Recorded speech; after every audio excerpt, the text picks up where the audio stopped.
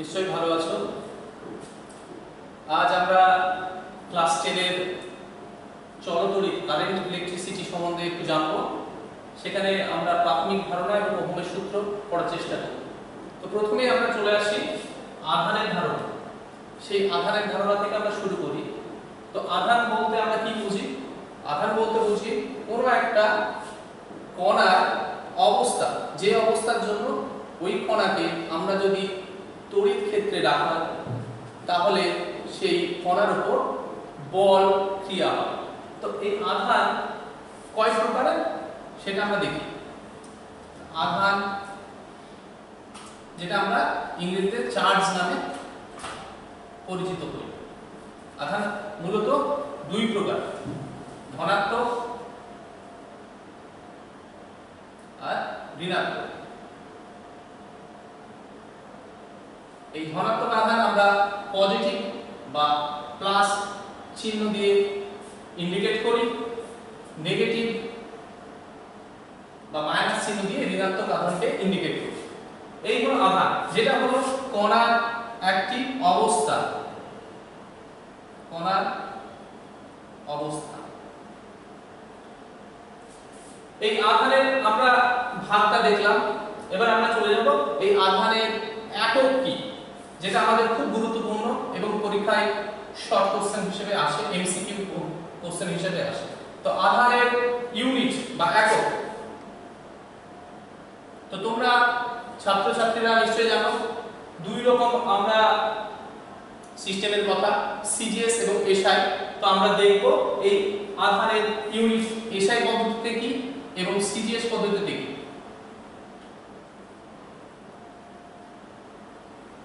SI পদ্ধতিতে আধানের unit হলো কুলম, আর সিজিএস পদ্ধতিতে স্ট্যাট কুলম।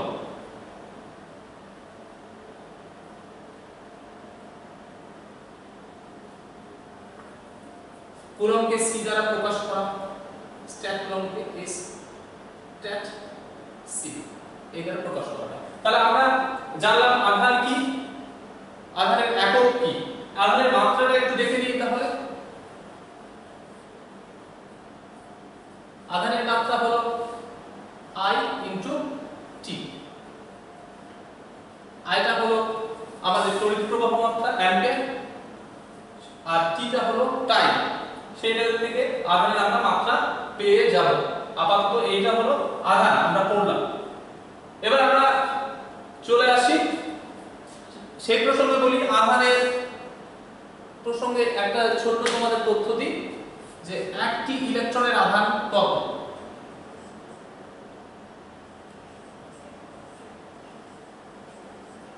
ইলেকট্রনের আধান খুব ইম্পর্টেন্ট, সেজন্য আমি একটু ব্ল্যাক কালারে লিখলাম। এটা হলো 1.6 10⁻⁻⁹ কুলম এসআই পদ্ধতিতে। তাহলে তোমরা দেখতে পেলে যে একটা ইলেকট্রনের আধান খুব ইম্পর্টেন্ট বিষয়, 1.6 × 10⁻⁻⁹ কুলম, যেটা এসআই পদ্ধতিতে। এবং সিজিএস পদ্ধতিতে এর মানটা আমরা দেখতে পাবো। সিজিএস পদ্ধতিতে কি হবে? 4.8 × 10⁻⁻⁰ ESU ইলেকট্রোস্ট্যাট ইউনিট। তাহলে এই একটা ইলেকট্রনের আধানের মান এসআই পদ্ধতিতে এবং সিজিএস পদ্ধতিতে জানলাম। এখান থেকে ছোট্ট দু একটা গাণিতিক যে প্রবলেমগুলো আছে সেগুলো আমরা দেখার চেষ্টা করব আধান থেকে।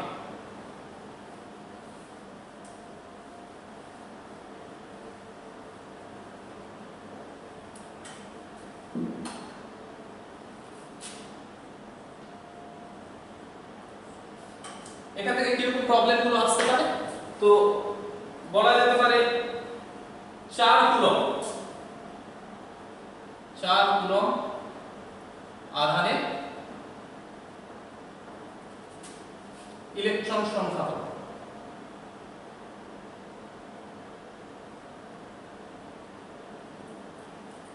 যদি খুব কঠিন কোশ্চেন আসে তাহলে এইরকম আসতে পারে, 4 কুলম আধানে ইলেকট্রন সংখ্যা কত। তাহলে আমরা এটা খুব ইজি ভাবে করব। কিরকম? ঐকিক নিয়মে চলে যাব। আমরা জানি একটা ইলেকট্রনের আধান 1.6 × 10⁻⁻19 কুলম্ব। তাহলে আমরা সেই কথাটাই লিখব এই প্রবলেমটা সলিউশন করার সময়। 1.6 × 10⁻⁻19 কুলম্ব আধান সমান সমান একটি ইলেকট্রন। আমি অত সুন্দর করে কথা লিখলাম না, তোমরা লিখে নিও। এবার ঐকিক নিয়মে চলে যায়। 1 কুলম্ব আধান সমান সমান 1.6 × 10⁻⁻19 সংখ্যক ইলেকট্রন। 4 কুলম্ব আধান সমান সমান 4 × 2.619 সংখ্যক ইলেকট্রন। ফলে এখানে আমরা একটা হিসাব করে মোটামুটি পাওয়া যাবে, তোমরা বের করে নেবে। তাহলে আমাদের আইডিয়াটা দেওয়া হলো কি, আমরা আধানের মান দেওয়া থাকলে ইলেকট্রন সংখ্যা বের করতে পারবো, আবার ইলেকট্রন সংখ্যা দেওয়া থাকলে আধানের মানটাও আমরা বের করতে পারবো। এবার আমরা পরবর্তী ধাপে চলে যাব। পরবর্তী ধাপে কুলম্বের সূত্র সেই জিনিসটা আসে, সেটা আমরা দেখি।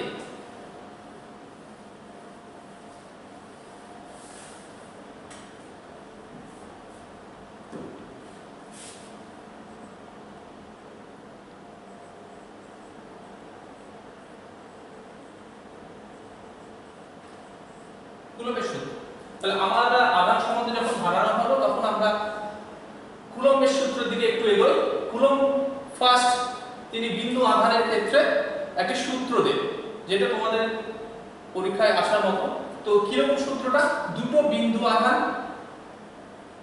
সেটা সমজাতীয় হতে পারে, বিপরীত হতে পারে, পজিটিভ বা ধনাত্মক আধান হতে পারে, বা একটি পজিটিভ একটি ধনাত্মক একটি ঋণাত্মক আধান হতে পারে।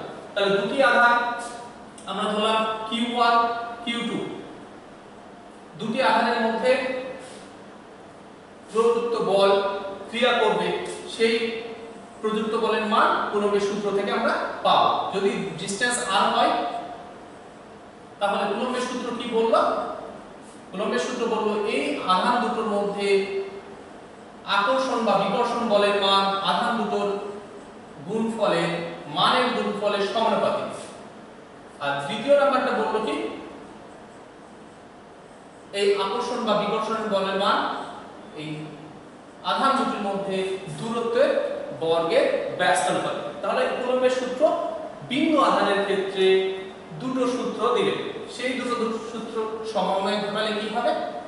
That is Q1 Q2 by r²। এটা যদি আমরা সমান করি তাহলে একটা কনস্ট্যান্ট রাশি আসবে k। kটা হলো ধ্রুবক।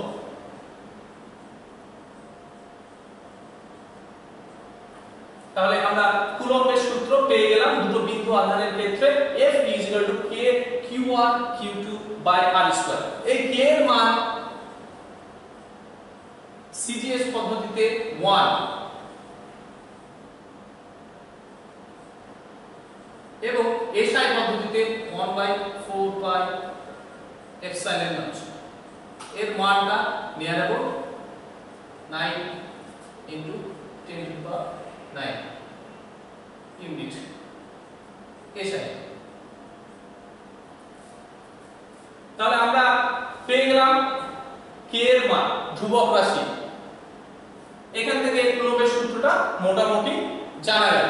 এবার আমরা চলে আসি নেক্সট টপিক, সেটা হলো তড়িৎ বিভব এবং তড়িৎ ক্ষেত্র।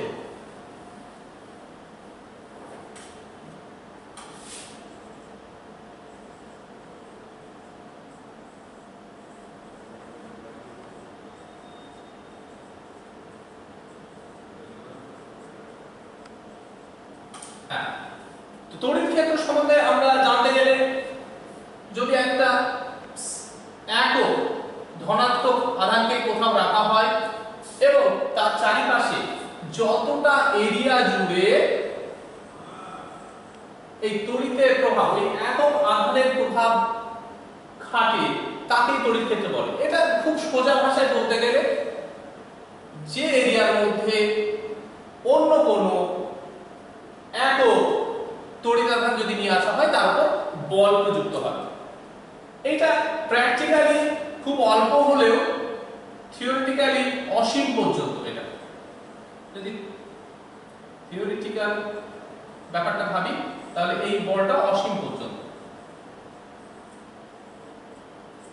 তাহলে তড়িৎ ক্ষেত্র সম্বন্ধে আমরা জানলাম যে কোনো একটা একক আধানকে কোথাও রাখা হলে তার প্রভাব যতটা বুঝুন সেটাই হলো তড়িৎ ক্ষেত্র। এবার আমরা চলে যাই তড়িৎ বিভব।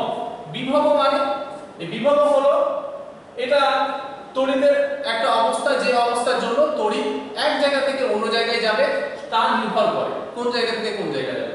যেমন আমরা যদি একটা জায়গায় অনেক কটা ধনাত্মক আধান রাখি আর একটা জায়গায় ঋণাত্মক আধান রাখি এবং তাদেরকে যদি কানেক্ট করি তাহলে কোন দিক থেকে কোন দিকে তড়িৎ যাবে সেটা তড়িৎ বিভব নির্ভর করবে। তড়িৎ বিভব সেই জিনিসটাকে তৈরি করে দেবে। এটা একটা অবস্থা। সেটা আমরা কি করে বুঝবো? যদি আমরা ভালোভাবে দেখি তো দেখা যাবে যে জলের উচ্চতার সঙ্গে এই তড়িৎ বিভবের একটা সম্পর্ক আছে।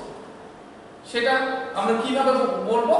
জলের উচ্চতা যেমন উঁচু স্থান থেকে নিচু স্থানে জল প্রবাহিত হয়, সেই রকম তড়িৎ বিভবের ফলে উঁচু স্থান থেকে নিচু স্থানে কারেন্ট বা ইলেকট্রনের যাতায়াত হয়। এটা জল বলতে পারি। তাহলে উচ্চতার সঙ্গে তড়িৎ বিভবের একটা খুব সম্পর্ক আছে,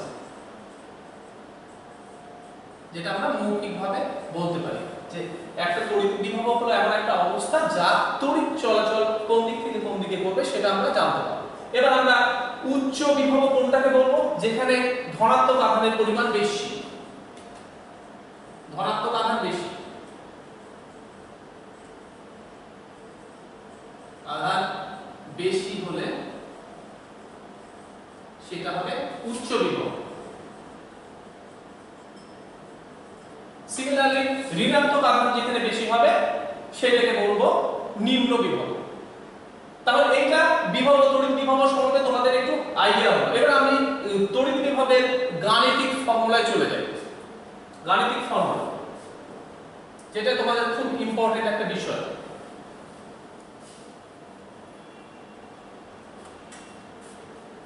কোন একটা ধনাত্মক আধান রাখা হয়েছে, সে তার তড়িৎ ক্ষেত্র সৃষ্টি করেছে।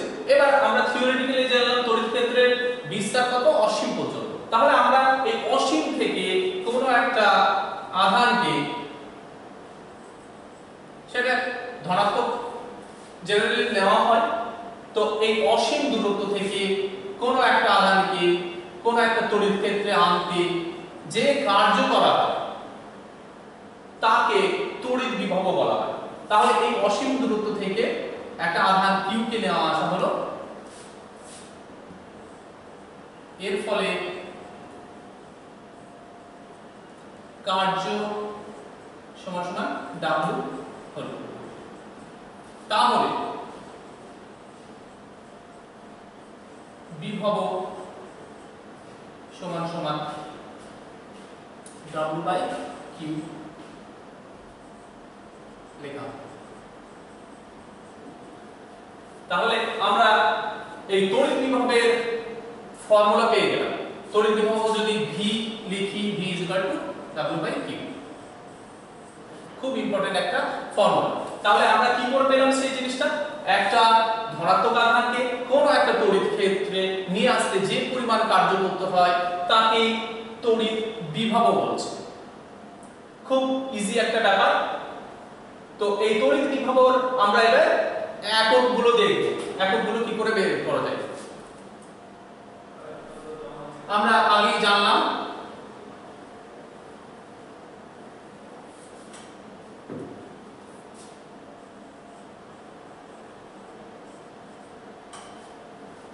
একটি আধানের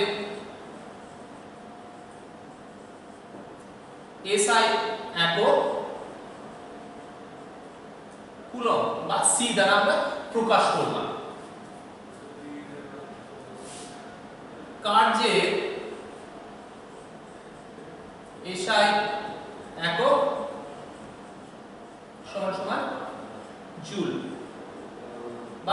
জে দ্বারা প্রকাশ হয়। এবার ভোল্ট বা বিভব, যেটা আমরা একক বের করব তড়িৎ বিভবের,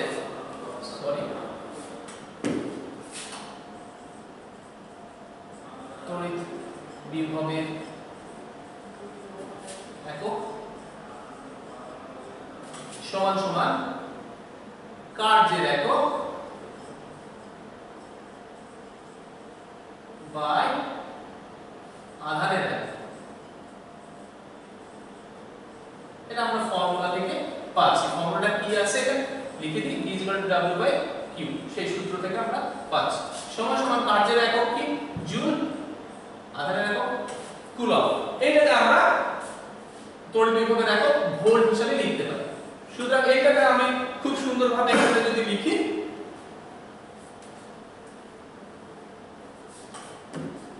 ভোল্ট সমান সমান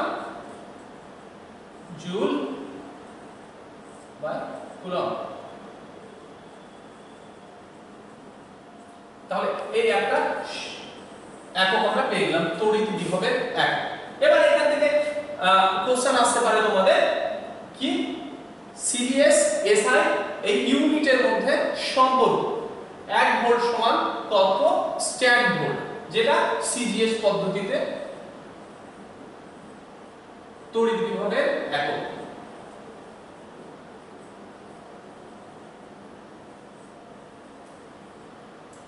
স্ট্যান্ড ভোল্ট। এবার আমরা একটু সম্পর্কগুলো বের করার চেষ্টা করি।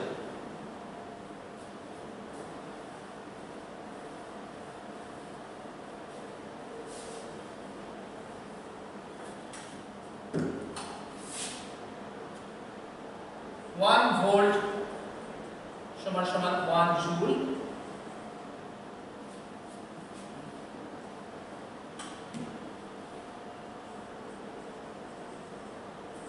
by 1 coulomb.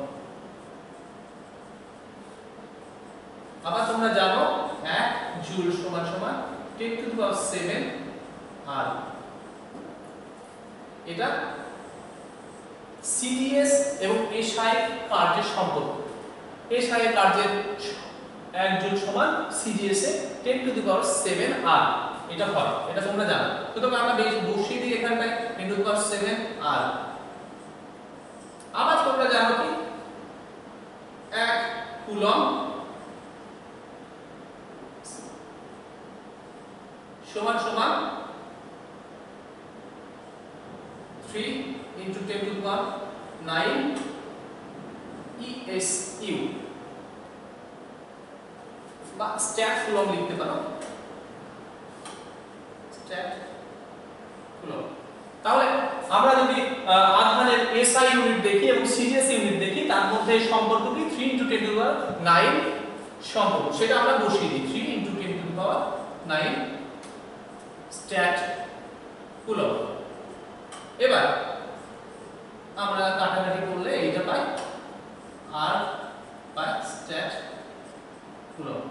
এইটাকে আমরা কি বলছি স্ট্যাট ভোল্ট আকারে লিখতে পারি। সুতরাং 1/300 স্ট্যাট ভোল্ট। সুতরাং আমরা কি পেলাম 1 ভোল্ট সমান 1/300 স্ট্যাট ভোল্ট। এইটা হয়ে গেল আমাদের কি তড়িৎ বিভবের এসআই এবং সিজিএস এর মধ্যে সম্পর্ক। তাহলে আমরা প্রথমে আধান সম্বন্ধে জানলাম, দ্বিতীয় কুলম্বের সূত্র, তৃতীয় তড়িৎ ক্ষেত্র এবং তড়িৎ বিভব সম্বন্ধে জানলাম। এবার আমরা চলে আসছি একটু তড়িৎ চালক বল।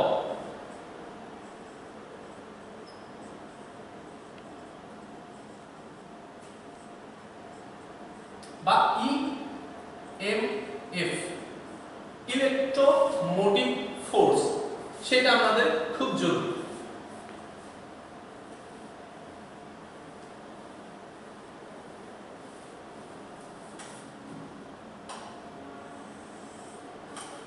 তড়িৎচালক বল বোঝার আগে আমাদের বর্তনী সম্বন্ধে একটু আইডিয়া দিতে হবে। বর্তনী দুই প্রকারের, মুক্ত বর্তনী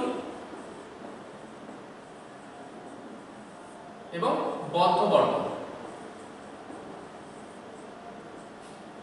জিনিসটা কি আমরা প্রত্যেকেই দেখেছি, আমরা সুইচ টিপলে ফ্যান, টিভি, বাল্ব জ্বলে বা সেগুলো চলে, সেইটা আমরা প্রত্যেকে দেখেছি।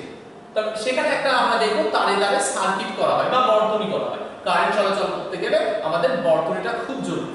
তাহলে বর্তনী সেক্ষেত্রে বদ্ধ বর্তনী, কেন? প্রত্যেকটা তার দিয়ে প্রত্যেকটা আমাদের ইনস্ট্রুমেন্ট যুক্ত থাকে, সেটাকে বদ্ধ বর্তনী বলে, যেখানে কোনো অংশ বিচ্ছিন্ন থাকে না।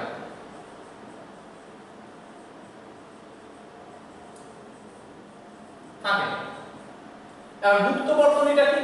মুক্ত বর্তনীটা আরো সোজা জিনিস। আমরা যদি একটা সেল, তড়িৎ সেল বা ব্যাটারি, যেটা আমরা বাজার চলতি একটা নাম ব্যাটারি দেখি, তার মধ্যে সাধারণ অবস্থায় কোনো কারেন্ট চলাচল করে না, কিন্তু যখনই আমি একটা তারের সঙ্গে একটা বাল্বের সঙ্গে একটা সার্কিট বা আমি চিত্র করে দেখাই,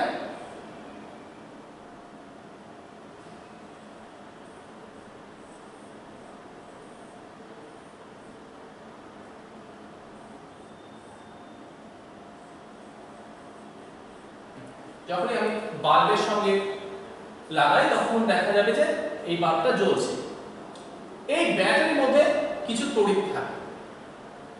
এই ব্যাটারির যে বর্তনী মুক্ত অবস্থা, সেটাকে মুক্ত বর্তনী বলছে, যখন আমরা লাগাচ্ছি না সার্কিট।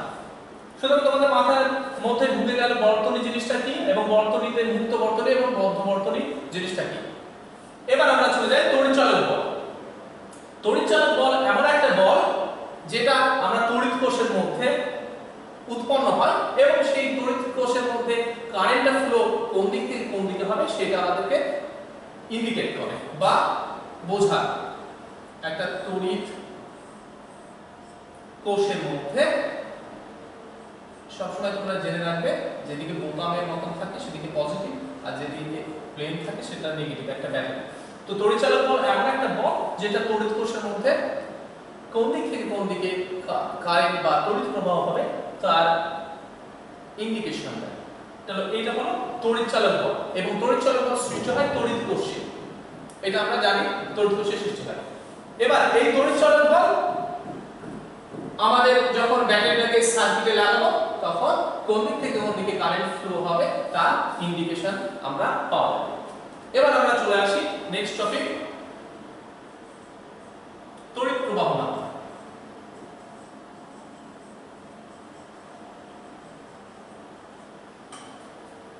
তাহলে আমরা এই যে বর্তনীটা একটু ভালো করে আঁকি এখানে।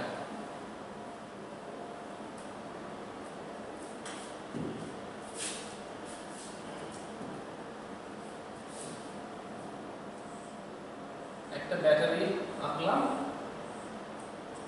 তার এটা চাবি, বাল্ব,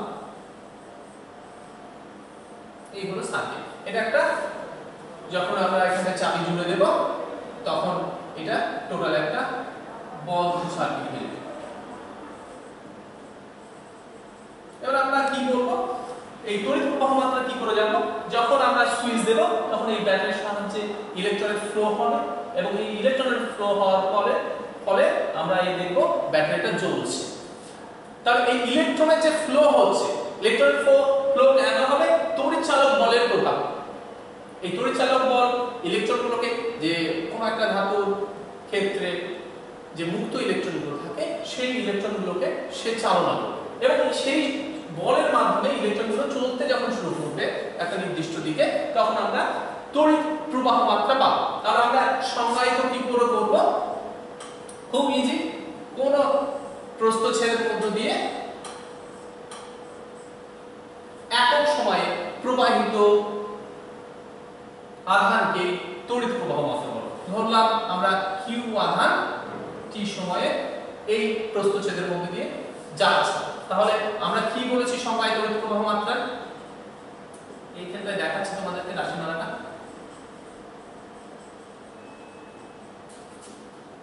একক সময়ে প্রবাহিত আধান, খুব সোজাভাবে ভাববে ব্যাপারটা। এবার একক সময়ে প্রবাহিত আধান, আমি কি বললাম, এই প্রস্থচ্ছেদ সব সময় নির্দিষ্ট থাকবে, বিভিন্ন প্রস্থচ্ছেদে বিভিন্ন রকম আধানের প্রবাহ হবে। তো এই প্রস্থচ্ছেদে কিউ আধান যদি যায় টি সময়ে, তাহলে একক সময়ে কত হবে, কিউ বাই টি। তাহলে এটাই হলো প্রবাহ মাত্রা। প্রবাহ মাত্রা আমরা আই দ্বারা প্রকাশ করি। তো এই প্রবাহ মাত্রা পেয়ে গেলাম, এর একক কি হবে সেটা আমরা দেখে নিই। একটু মুছে দিচ্ছি এটা।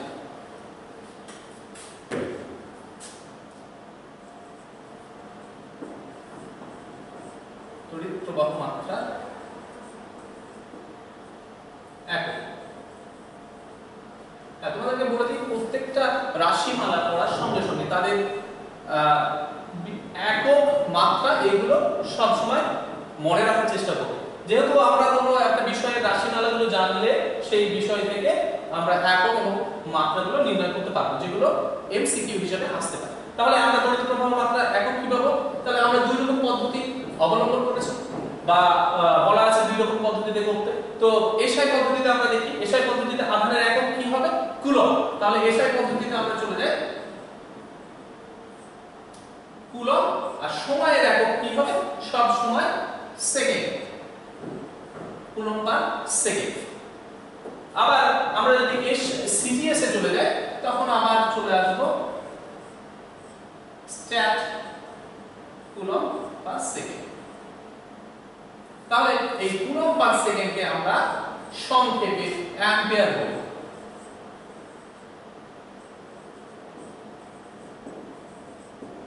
বা এ দ্বারা প্রকাশ করা। তাহলে আমরা পরবর্তী রাশিমালা বা পরবর্তী একটা বিষয় তড়িৎ প্রবাহ মাত্রা সম্বন্ধে একটু আইডিয়া হয়ে গেল। কোনো একটা প্রস্থচ্ছেদের মধ্য দিয়ে একক সময়ে প্রবাহিত আধান। এবার আমরা চলে আসি খুব ইম্পর্টেন্ট একটা বিষয়, সেটা হলো ওহমের সূত্র।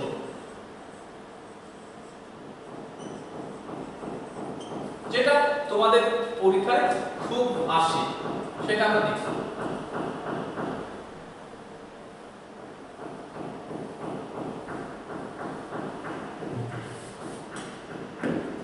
ওহমের সূত্র। তাহলে এই ওহমের সূত্রটা পড়ার আগে আমরা একটা ছবি আঁকি।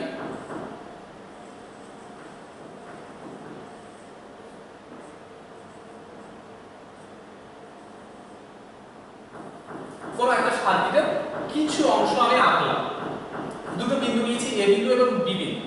তাদের বিভব ভি, এখানে এ বিন্দুটাই ভি এ, এখানে বিন্দুতে বিভব ভি বি। প্রবাহ, তড়িৎ প্রবাহ যাচ্ছে এ বিন্দু থেকে বি বিন্দুর দিকে। এ বিন্দু উচ্চ বিভবে আছে, বি বিন্দু নিম্ন বিভব।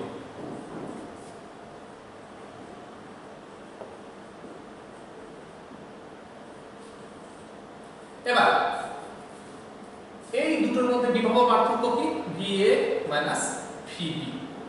এবার ওহম কি বললেন, বিজ্ঞানী ওহম বললেন দেখি যে দুটো বিন্দুর মধ্যে বিভব পার্থক্য ওই দুটো বিন্দুর ভেতর দিয়ে প্রবাহিত তড়িতের পরিমাণের সমানুপাতিক। তাহলে এই বিভব পার্থক্য যদি এই দুটো বিন্দুর মধ্যে দিয়ে তড়িৎ প্রবাহ মাত্রা I হয়, এর সমানুপাতিক। এইটা ওহমের সূত্র। তাহলে দুটো বিন্দুর মধ্যে প্রবাহিত তড়িতের পরিমাণ ওই দুটো বিন্দুর তড়িৎ বিভব পার্থক্যের সমানুপাতিক। যখন উষ্ণতা ও অন্যান্য ভৌত অবস্থা অপরিবর্তিত থাকে।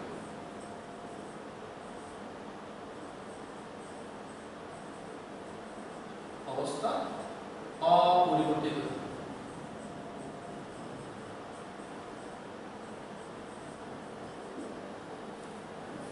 তাহলে আমরা উষ্ণতা, ওহমের সূত্র যদি আমাদের পরীক্ষায় আসে, তাহলে বলতে পারবো কি, উষ্ণতা এবং অন্যান্য ভৌত অবস্থা অপরিবর্তিত রেখে কোনো একটা পরিবাহীর দুই বিন্দুর মাঝে বিভব পার্থক্য ওই দুই বিন্দুর মধ্য দিয়ে প্রবাহিত তড়িতের পরিমাণের সমানুপাতিক। এটা সমান করার জন্য একটা ধ্রুবক রাশি আসবে, সেটাকে R হিসেবে আমরা লিখতে পারি। Rটা রোধ বলা হয়। এই রোধ মানে কি, রোধ হলো বাধা। কোন একটা পরিবাহিতে তড়িৎ কিভাবে যাবে তার পরিমাণকে সে বাধা দেবে, কম বাধা দেবে না বেশি বাধা দেবে, সেটা হলো রোধ। সেটা উপাদানের উপর নির্ভর করে। এবার আমরা এই রোধটা একটু যদি ভালো করে লক্ষ্য করি, আমরা একটা ফ্যান চালাচ্ছি, তোমার বাড়িতে ফ্যান সবাই চালাও, তো ফ্যানে দেখবে যে টিউনার থাকে, তো সেখানে দেখবে যে 1 2 3 4 5 পর্যন্ত লেখা থাকে। আমরা যখন 1 এ টিউন করি তখন ফ্যানটা আস্তে ঘোরে, আবার যখন 2 এ টিউন করি আর একটু জোরে ঘোরে। এইভাবে আমরা যখন 5 এ নিয়ে যাই টিউনটাকে, তখন দেখব যে ফ্যানটা ফুল দমে ঘুরছে। এটা একটা বাস্তব উদাহরণ। ফুল দমে ঘোরা মানে কারেন্ট ফ্লোটাকে পুরোপুরি সাপ্লাই করে। যখন 1 এ দিচ্ছি তখন রোধটা বাড়িয়ে কারেন্ট সাপ্লাইটাকে একটু বন্ধ করে দিচ্ছি। এটা খুব সিম্পল একটা জলের কল হিসেবে ভাবতে পারো। সেখানটায় একটা স্টপ লক বা ট্যাপ লাগানো যদি থাকে, তাহলে সেই ট্যাপটা যদি আটা হয় তাহলে দেখবে জলটা আস্তে আস্তে বের হচ্ছে, আর যখন ছেড়ে দেওয়া হয় তখন প্রবল বেগে বের হচ্ছে। তো এই রোধটাও সেই রকম আমরা ফ্যানের উদাহরণ থেকে বুঝতে পারি যে তাহলে এখানে রোধ একটা ধ্রুবক রাশি পাওয়া গেল যেটা উপাদানের উপর নির্ভর করে। এবার আমরা চলে আসি এই রোধটার সম্বন্ধে। তাহলে রোধের একক সম্বন্ধে আমরা একটু আইডিয়া দিই। R সমান সমান কি হবে? VA - VB by I। এটাকে V লিখতে পারি, এখানে VA - VB সমান সমান V লেখা যায়। এবার রোধের একক কি হবে? এসআই পদ্ধতিতে চলে আসি। এসআই পদ্ধতিতে তড়িৎ বিভবের একক কি সেটা আমরা আগেই দেখেছি। তোমরা প্রিভিয়াস যে ভিডিওটা সেখানে দেখবে, কিছু অংশ আছে। তো এসআই পদ্ধতিতে বিভবের একক ভোল্ট। চলে আসি ভোল্ট, আর তড়িৎ প্রবাহের মাত্রা একক অ্যাম্পিয়ার। তাহলে এইটাকে এককে ভোল্ট পার অ্যাম্পিয়ার, এটা রোধের একক। এটাকে এককে কি বলছে? ওহম। ওহম বিভিন্ন ওহমের নাম অনুযায়ী ওহম বলছে।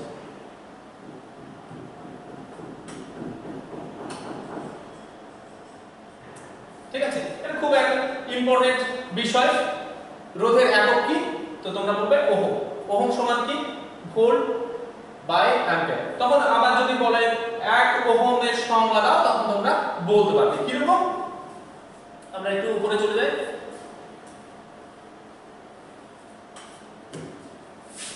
1 ওহম সমান সমান 1 ভোল্ট 1 অ্যাম্পিয়ার। তাহলে আমরা বলতে পারবো দুটো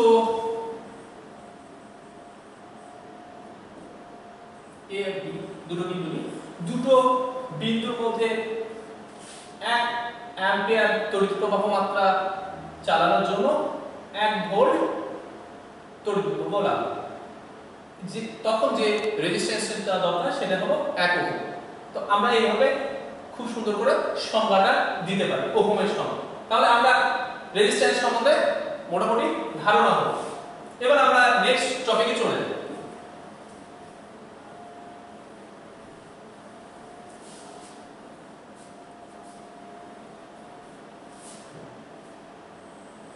এই যে রোধ আমরা পড়লাম, রোধটা কোন কোন বিষয়ের উপর নির্ভর করে সেটা আমরা দেখি।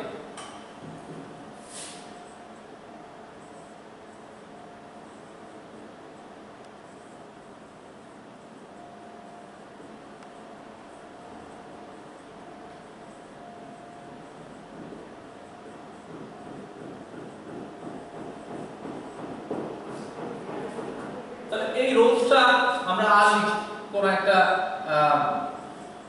ধাতু রোধ,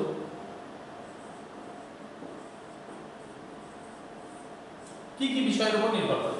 প্রথমত এই রোধটা ওই যে অংশ আছে বা ধাতু আছে বা পরিবাহী আছে তার দৈর্ঘ্যের উপর নির্ভর করে, দৈর্ঘ্যের সঙ্গে সমানুপাতিক। এটা খুব ইম্পর্টেন্ট একটা বিষয়। কোন একটা পরিবাহীর দুই প্রান্তের রোধ সেই পরিবাহীর দৈর্ঘ্যের উপর নির্ভর করে। সেই প্রসঙ্গে বলে রাখি তোমাদের একটা খুব ইম্পর্টেন্ট একটা বিষয় যে তড়িৎ প্রবাহ মাত্রা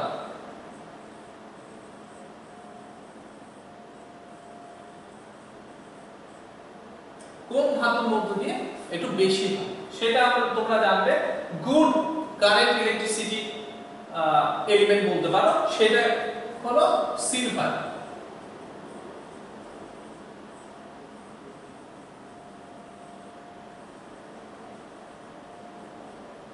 গুড কারেন্ট কন্ডাক্টর হিসেবে তোমরা বলতে পারো।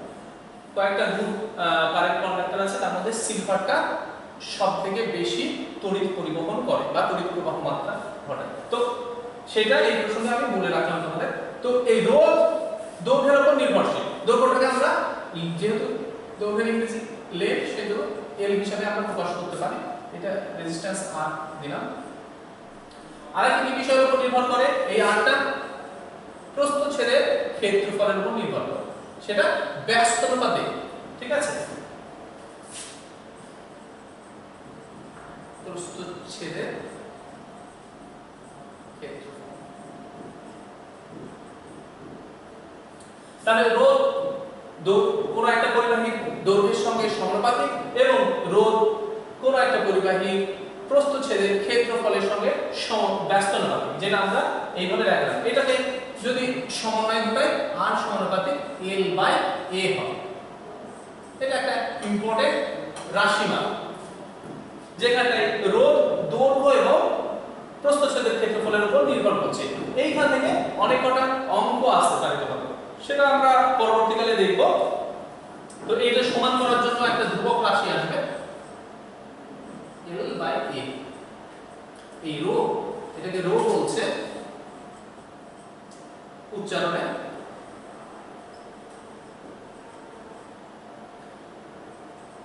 যা চলতি নাম রোধাঙ্ক।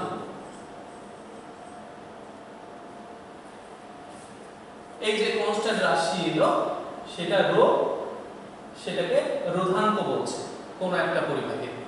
ঠিক আছে, তাহলে আজ তোমাদের চলতড়িতের প্রাথমিক ধারণা এবং ওহমের সূত্র এবং রোধ সম্বন্ধে ধারণা দেওয়া হলো। পরবর্তী ভিডিওতে আরো অন্য কিছু নিয়ে আমরা আলোচনা করব। সবাই ভালো থাকবে।